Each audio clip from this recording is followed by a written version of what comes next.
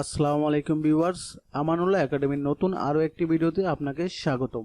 আজকের এই ভিডিওতে আমি আপনাদেরকে দেখাবো কিভাবে ই-পাসপোর্টের জন্য অফলাইনে পিডিএফ ফর্ম ডাউনলোড করে পূরণ করার মাধ্যমে ই-পাসপোর্টের আবেদন করা যায়।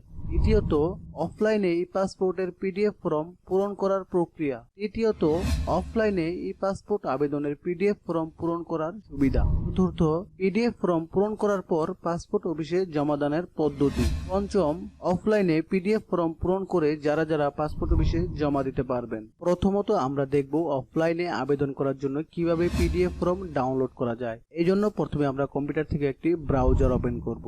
ব্রাউজার ওপেন করার পর ব্রাউজারের এই অ্যাড্রেস বারে আমরা লিখব epassport.gov.bd। এই অ্যাড্রেসটি লিখে আমরা কম্পিউটার থেকে ইন্টারপ্রেস করব। ইন্টারপ্রেস করার সাথে সাথে আমরা দেখতে পারবো আমাদের সামনে ই-পাসপোর্টের অফিসিয়াল ওয়েবসাইটটি ওপেন হয়ে যাবে। ওপেন হয়ে যাওয়ার পর আমরা যদি এই ইনস্ট্রাকশন এই অপশনটিতে ক্লিক করি তাহলে আমরা এখানে একটি নির্দেশনাবলী দেখতে পারবো। এখানে আমরা শুরুতেই দেখতে পারবো ই-পাসপোর্ট আবেদনপত্র অনলাইনে পূরণ করা যাবে অথবা পিডিএফ ফরম্যাটে ডাউনলোড করেও এই ফর্মটি পূরণ করা যাবে। এখন আমি যদি পিডিএফ ফর্মটি ডাউনলোড করতে চাই তাহলে আমাদেরকে আবার এই হোম বাটনে আসতে হবে। হোম বাটনে আসার পর আমরা একটু নিচে লক্ষ্য করি, এখানে দেখতে পারবো মোর ইনফরমেশন নামে একটি লিংক আছে। আমরা পিডিএফ ফর্মটি ডাউনলোড করার জন্য এই মোর ইনফরমেশন এই অপশনটিতে ক্লিক করব। ক্লিক করার পর আমাদের সামনে নতুন আরেকটি ইন্টারফেস ওপেন হবে। ওপেন হওয়ার পর আমরা এখানে দেখতে পারবো ডাউনলোড এ পিডিএফ ফর্ম, অর্থাৎ আমরা যদি পিডিএফ ফর্মটি ডাউনলোড করতে চাই তাহলে এই লিংকে ক্লিক করব। আর আমাদের এই পিডিএফ ফর্মটি পূরণ করার জন্য একটি সফটওয়্যারের সাহায্য নিতে হবে, এটা হলো Adobe Acrobat Reader। আমরা যদি আমাদের পিডিএফ ফর্মটি পূরণ করতে চাই তাহলে অবশ্যই এই Adobe Acrobat Reader এই সফটওয়্যারটি আমাদের কম্পিউটারে ইনস্টল থাকতে হবে। এখন আমি পিডিএফ ফর্মটি ডাউনলোড করব। ডাউনলোড করার জন্য আমরা এই ডাউনলোড এই পিডিএফ এই অপশনটিতে ক্লিক করব। ক্লিক করার পর আমাদের সামনে যে পপ আপ মেসেজটি আসবে এখান থেকে আমরা আমাদের কাঙ্ক্ষিত ফাইলটি সিলেক্ট করে আমরা এই পিডিএফ ফর্মটি সেভ করে নেব। এখন এই পিডিএফ ফর্মটি পূরণ করার জন্য আমরা এই Adobe Reader সফটওয়্যারটি ডাউনলোড করব। Adobe Acrobat Reader এই সফটওয়্যারটি ডাউনলোড করার জন্য আমরা এই adobe.com এই লিংকে ক্লিক করব। ক্লিক করার পর আমরা এখানে দেখতে পারবো ডাউনলোড রিডার নামে একটি অপশন আসবে। আমরা এই ডাউনলোড রিডার এই অপশনটিতে ক্লিক করব।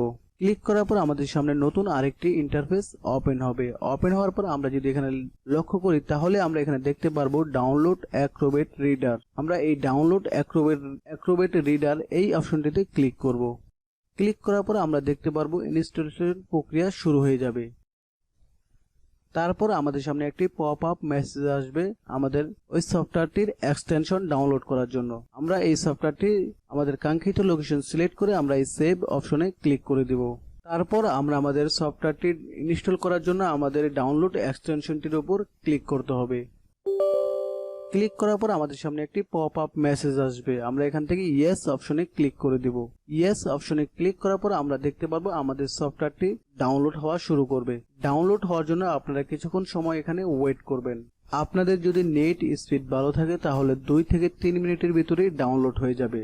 আর যদি নেট স্পিড একটু স্লো থাকে তাহলে আপনাদের 5 থেকে 6 মিনিট অথবা 8 মিনিটও লাগতে পারে। আপনারা এই সময়টুকু অপেক্ষা করবেন ডাউনলোড হওয়ার জন্য। ডাউনলোড প্রক্রিয়া শেষ হলে আমরা এখানে কর্নারে একটি পপ আপ মেসেজ দেখতে পারবো। এখানে আমরা এই এক্সটেনশনটি অ্যাড করে দিব। আমরা এই এনেবল এক্সটেনশন এই অপশনটিতে ক্লিক করব। তারপর আমরা এখান থেকে ফিনিশ এই অপশনে ক্লিক করব।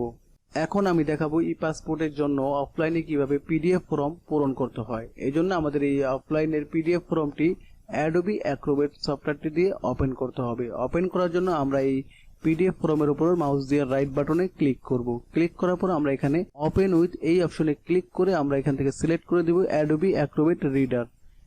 এই অপশনটিতে সিলেক্ট করার পর আমরা দেখতে পারবো আমাদের পিডিএফ ফর্মটি ওপেন হয়ে যাবে।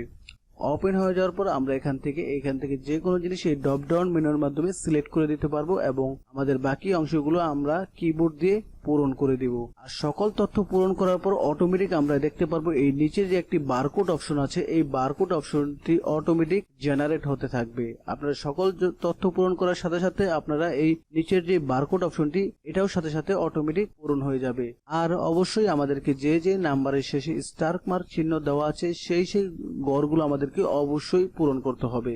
যেমন এখানে স্টার মার্ক দেওয়া আছে, তার মানে আমাদের এই অপশনটি অবশ্যই পূরণ করতে হবে। সর্বশেষ আমাদের ফর্মটি যখন ফিল আপ করা শেষ হয়ে যাবে তখন আমাদেরকে এখানে আমাদের নিজের একটি পার্সোনাল ইউনিক বারকোড ক্রিয়েট হবে অটোমেটিক। আর এই ইউনিক বারকোড যখন ক্রিয়েট হবে তখন আপনারা যখন এই বারকোড সহ এই ফর্মটি প্রিন্ট করবেন, প্রিন্ট করার পর আপনারা যখন এই পাসপোর্ট অফিসে আপনাদের এই আবেদন ফর্মটা জমা দিবেন তখন এই ফর্মের বারকোডটা পাসপোর্ট অফিস তাদের বারকোড মেশিন দিয়ে রিড করার মাধ্যমে আপনার ফর্মের যাবতীয় সকল তথ্য পাসপোর্ট অফিসের সার্ভারে অটোমেটিক চলে যাবে।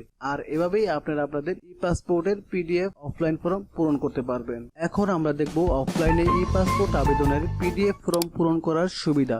আমরা যদি অফলাইনে ই পাসপোর্টের পিডিএফ ফর্ম পূরণ করি এবং এই ক্ষেত্রে যদি আমরা ফর্মে কোনো প্রকার ভুল ভ্রান্তি করে থাকি সেই ক্ষেত্রে আমরা সাথে সাথে নিজেই আবার কারেকশন করে নিতে পারি। আর অন্যদিকে আমরা যদি আমাদের ই পাসপোর্টের ফর্মটি অনলাইনে পূরণ করি সেক্ষেত্রে আমাদের অনলাইনে সাবমিট দেওয়ার পর আমাদের আর পরিবর্তন বা কারেকশন করার আর সুযোগ থাকে না। সেক্ষেত্রে আমাদের অনেকটা ভোগান্তি পোহাতে হয় পরবর্তীতে যদি আমরা ফর্ম ফিল আপে কোনো ভুল করে থাকি। এখন আমরা দেখব অফলাইনে পিডিএফ ফর্ম পূরণ করে যারা যারা পাসপোর্ট অফিসে জমা দিতে পারবেন। যদিও পাসপোর্ট অফিসের ওয়েবসাইটে উল্লেখ করা আছে এই অফলাইন পিডিএফ ফর্মটি বাংলাদেশ সচিবালয় পাসপোর্ট অফিসের ক্ষেত্রে প্রযোজ্য, তার মানে যারা বাংলাদেশ সচিবালয় পাসপোর্ট অফিসে আবেদন করবে তারা এই পিডিএফ ফর্মটা জমা দিতে পারবে। কিন্তু বর্তমানে এই অফলাইন পিডিএফ ফর্মটা অধিকাংশ পাসপোর্ট অফিসেই জমা নিচ্ছে। যাদের ক্ষেত্রে জমা নিচ্ছে তারা হলো সরকারি চাকরিজীবী, অর্থাৎ সরকারি চাকরিজীবী যদি এই অফলাইন পিডিএফ ফর্ম পূরণ করে এবং অ্যাপয়েন্টমেন্ট শিডিউল ছাড়া এই ফর্মটা জমা দেয় সেক্ষেত্রে তাদের ক্ষেত্রেও এই অফলাইন পিডিএফ ফর্মটা জমা নেয়। এবং শুধুমাত্র যারা সুপার এক্সপ্রেস ফি প্রদান করে তাদের ক্ষেত্রেও তারা যদি এই অফলাইন পিডিএফ ফর্মটা জমা দেয় তাদের ক্ষেত্রেও অধিকাংশ পাসপোর্ট অফিস এই পিডিএফ ফর্মটা অফলাইন পিডিএফ ফর্মটা জমা নেয়। অনেক সময় দেখা যায় অনলাইনে আবেদন করার ফলে নিকটবর্তী কোনো শিডিউল থাকে না। আর সেক্ষেত্রে আপনি যদি অফলাইনে এই পিডিএফ ফর্ম ফিল আপ করে এবং সেক্ষেত্রে এবং পাসপোর্ট ফিস যদি সুপার এক্সপ্রেস ফি জমা দেন, অর্থাৎ আপনি যদি এই ৮৬২৫ টাকা অথবা এই সুপার এক্সপ্রেস ফি ১০৩৫০ টাকা অথবা সুপার এক্সপ্রেস ফি ১২০৭৫ টাকা অথবা আপনি যদি ১৩৮৮০ টাকা প্রদান করে ফি জমা দেন সেক্ষেত্রে আপনার ওই অফলাইন পিডিএফ ফর্মটা তারা জমা নেয়।